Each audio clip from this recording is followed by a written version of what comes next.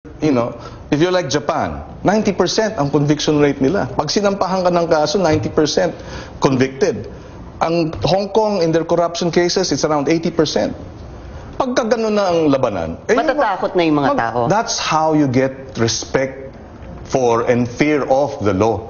When it's functioning, when we're punishing more and we're punishing swiftly and the cases are disposed of quickly. Faster. Yes, and kasi ang one of the reasons also, senators, that nagkakaroon din ng, sorry for the word, tamaran na mag-attend pa ng mga hearing dahil nga sa tagal ng panahon na kailangan. Precisely. Tsaka talagang parang, you know, I practiced for 5 years. After a while, you get so tired because you go from, tapos matraffic pa, you go from one court to the next, tapos puro postpone. We need to change that, and these are the solutions that we have to be talking about. What about Las Cañas? I know that the hearing is set for Tuesday. Monday. Tuesday is the Tama. Originally Tuesday, tapos ginawang Monday. Dalawa yan. Yung murder ni Jake Ju, and then itong Las Cañas Monday. My question there, isa lang po, senators, are you going to see a fair Senate or fair senators looking into and hearing the testimony of Arthur Las Cañas? Or palagay nyo, kayo lang din po ang pwedeng magbigay ng fair judgment kay Las Cañas? Hindi naman.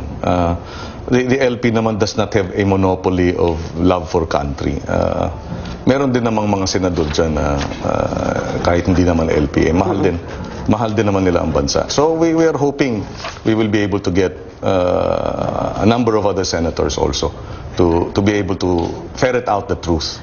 These are serious allegations, very serious, and I'd like to think many of the senators who are not LP are also interested in the truth.